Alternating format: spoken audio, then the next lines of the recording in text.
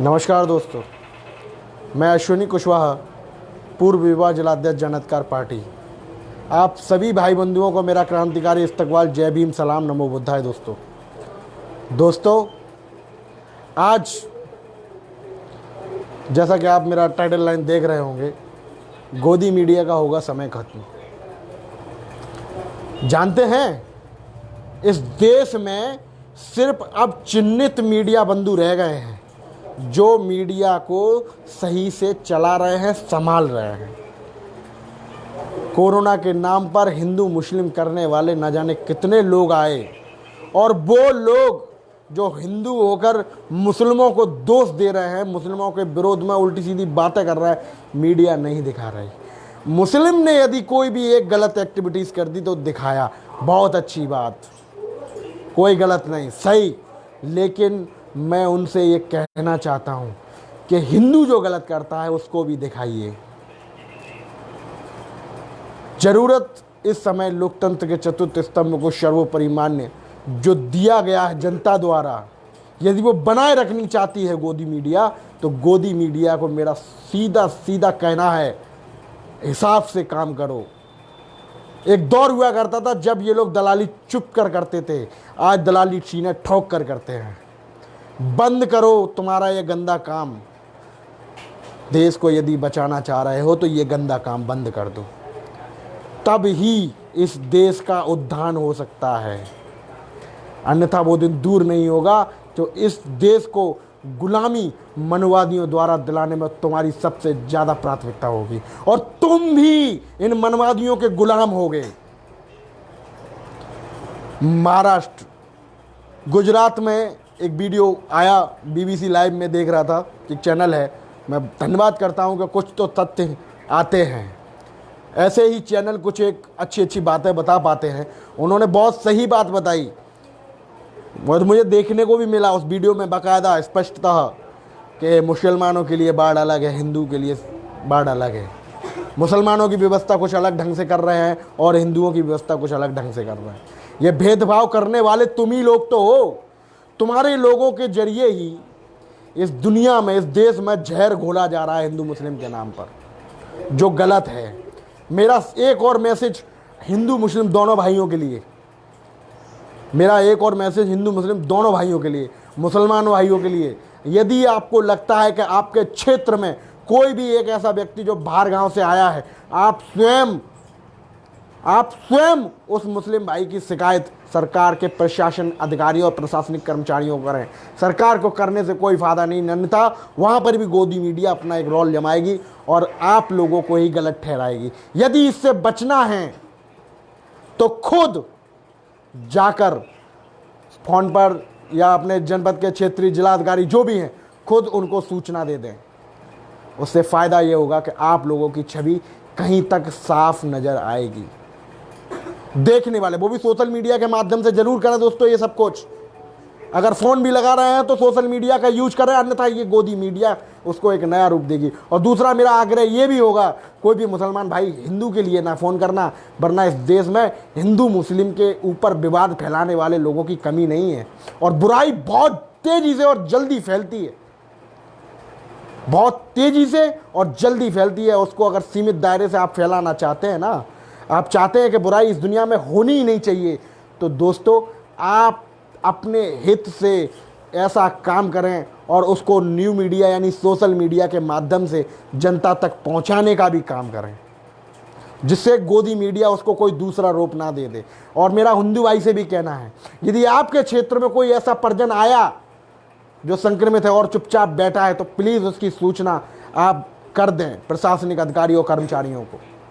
लेकिन अगर आपके क्षेत्र में कोई मुसलमान भाई अगर आ गया है तो उसकी शिकायत आप करें, लेकिन उसको अवगत कराकर और सोशल मीडिया का इस्तेमाल जरूर करें।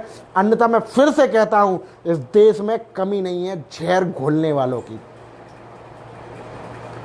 मीडिया तंत्र तो बिल्कुल फ्लॉप हो चुका है, जैसा कि मैंने अपने पिछले 2-3 वीडियो में कहा है, रेगुलर मैं कहता आता हूं, मैं फिर कह रहा हूं, इस देश में चुनिंदा मीडिया बंधु बचे हैं।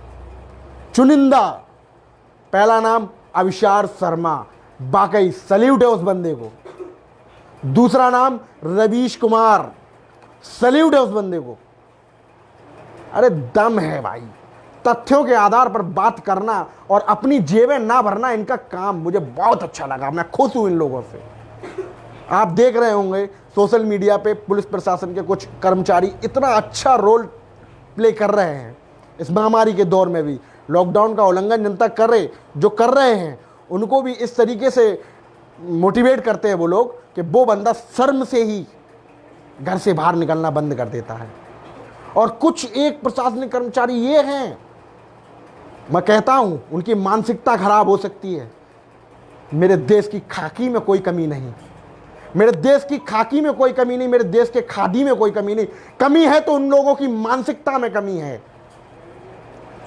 ऐसी तुच्छ मानसिकता रखने वाले लोगों को समझ नहीं आता कहां से इतना बड़ा ओहदा मिल जाता है। देखने की जरूरत है। कल ही फरुखाबाद में जो हुआ उसकी मैं निंदा करता हूं, बहुत गलत हुआ, इतना गलत जो होना नहीं चाहिए, लेकिन ये हो पा रहा है तो मनुवादियों की वजह से हो पा रहा है। दिन दहाड़े इस लॉकडाउन में, इस महामारी के दौर में भी दिन दहाड़े कुछ मनुवादी मनुस्मृतिक विचारधारा के लोग जाकर घर में डंडे और लाठियों से उन पर वार करते हैं, उनको मारते हैं। और मैं सराहनीय देता हूं, प्रशासन भी काफी सतर्क रहा, उसने भी 1 घंटे के अंदर कार्रवाई की। इसमें किसी नेता को प्रायोरिटी या प्राथमिकता देने की आवश्यकता नहीं है, ये प्रशासन का काम था। प्रशासन ने अपना काम बहुत ही महत्वपूर्ण तरीके से किया। साथ ही मैं उसका भी धन्यवाद देता हूं जिसने उस वीडियो को, वो जो वहां पर चल रहा था, उसको रिकॉर्ड किया, उसका भी बहुत बहुत धन्यवाद। दोस्तों, आप लोग स्वयं सोशल मीडिया तंत्र का ही इस्तेमाल कर जो भी निर्णय लेते हैं, जो भी कार्य करते हैं, सोशल मीडिया के तंत्र के उसका यूज करिए, तब जाकर आपको इस देश में बहुत कुछ मिल सकता है। तब ही, क्योंकि गोदी मीडिया आपके साथ नहीं होगी, ध्यान रखिए, गोदी मीडिया आपका साथ नहीं देगी। आपको यदि अपनी लड़ाई लड़नी है, दलित पिछड़े शोषित वंचितों की, अगर आप चाहते हैं कि आपका अपना नेतृत्व करता हो जो आपकी सुने, तो उसके लिए आप सभी भाइयों को सोशल मीडिया तंत्र का इस्तेमाल करो, क्योंकि उसमें ही सच्चाई दिखेगी। गोदी मीडिया कभी सच्चाई नहीं दिखा सकती, उसके बस की बात नहीं, उसकी औकात नहीं। औकात जिसकी है वो है सोशल मीडिया, वो तुम्हारी, आपकी, हमारी, हम सबकी। जहां कहीं भी आप अत्याचार देकर सोशल मीडिया तंत्र के माध्यम से लाइव आए, दोस्तों, सरकारें गलत नहीं होती, सरकार को चलाने वाले लोग गलत होते हैं। सरकारें गलत नहीं होती, सरकार चलाने वाले लोग गलत होते हैं, उनकी मानसिकता गलत होती है। यदि वो सही हो तो इस देश का उत्थान, अगर आज पिछले 70 सालों का रिकॉर्ड आता हूं, मैं आज ये बात कह रहा हूं क्योंकि मैं आज ये बात कहने के योग्य हुआ हूं। मैं आज इतना विवेक, अपने आप को इतना बुद्धिजीवी तो नहीं कहूंगा, लेकिन जितना बुद्धिजीवी मैं अपने आप को समझ रहा हूं, उस आधार से मैं स्पष्टता ये बात कहना चाहता हूं आप लोगों से।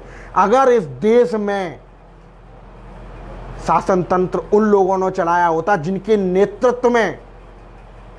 नेतृत्व में जनता ने समर्थन दिया, जिनकी नीति, अगर मानसिकता उनके नेतृत्व के आधार से चलती, तो आज इस देश को विश्व का नंबर 1 देश बनाने से कोई रोकता नहीं।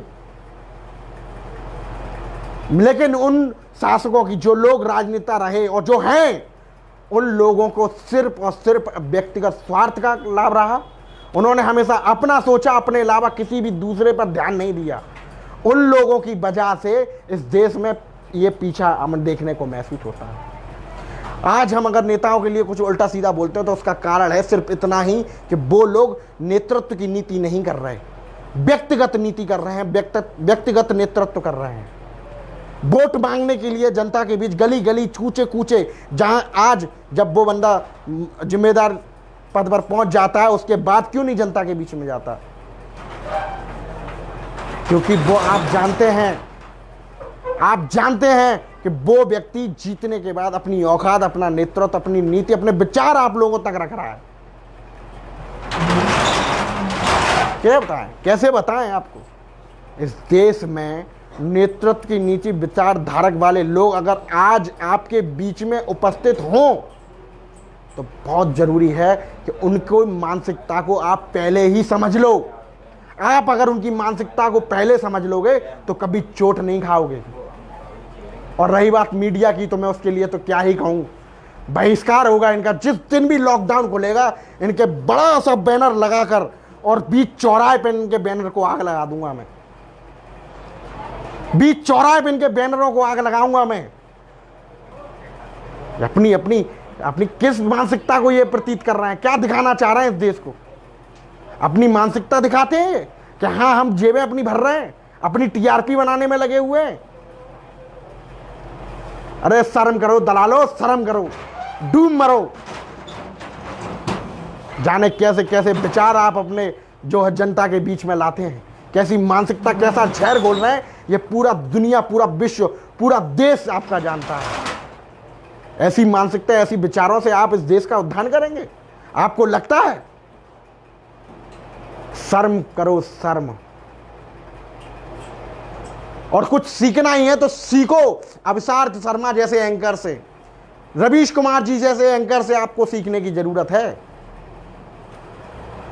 आज तक के चैनल पर अगर कोई व्यक्ति, कोई भी एंकर जो सीनियर एंकर रहा हो, अगर वो कोई सच्चाई का काम कर देता हो तो उस पर कार्रवाई करा देते हैं आप लोग। आप लोगों की औकात है सच्चाई दिखाने की, नेतृत्व दिखाने की।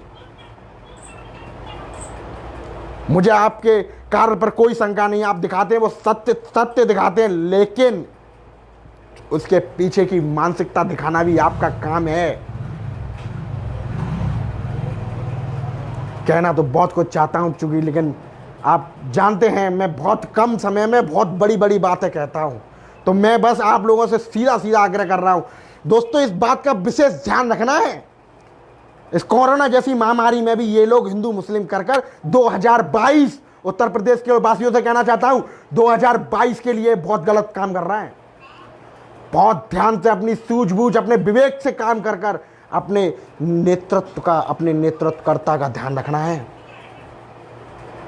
आपको देखना है कि आपके बीच का, आपकी समस्याओं का समाधान करने वाला नेतृत्व कौन कर सकता है। ऐसे ही किसी की भावुक में नहीं आना, हिंदू मुस्लिम करने वालों की बातों में मत आना। मेरी बात को बहुत ध्यान से जान लेना। इस देश के लोकतंत्र के टुकड़े कितनी आसानी से किए जा रहे हैं, दीमक की तरह किए जा रहे हैं, दीमक की तरह।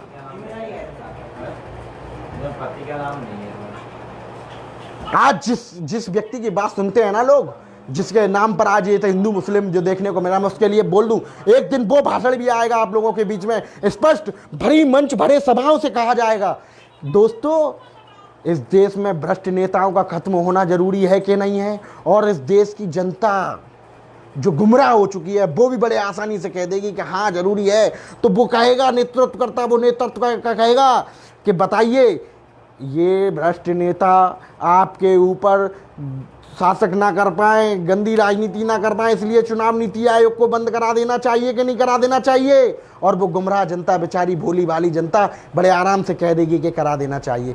समझने की जरूरत है। मैं बहुत बड़ी बात कह गया हूं, मैं इतनी बड़ी बात कह गया हूं आपसे कि इसको समझने की जरूरत है कि मैंने ऐसा क्यों कहा। अगर ऐसा हो गया तो सोचो क्या होगा। सोचना दोस्तों।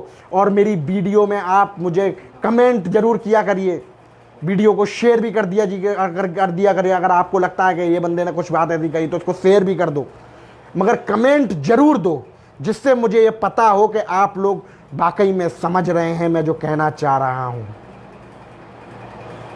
आज अभी लॉकडाउन का समय है, महामारी का दौर है, इसीलिए ये वीडियो आपको सिर्फ मेरे कमरे से मिलेंगे।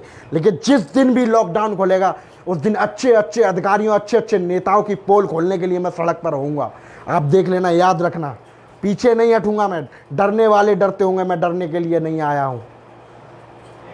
नेतृत्व की नीति, अगर नेतृत्व का आयोग चाहिए होगा, अगर मुझे ये चाहिए होगा कि वाकई में इस देश में वो लोग सत्ताधारी बने जो दलितों, पिछड़ों और शोषित वंचितों के लिए काम करेंगे, तो मैं इस बात के लिए अपने आप को मरने तक की नौबत पर छोड़ चुका हूं। मार दो मुझे, लेकिन मैं ऐसे नेताओं का बहिष्कार करूंगा जो नेता वाकई में अपने स्वार्थ के लिए जीते। ऐसे लोगों का बहिष्कार करूंगा मैं।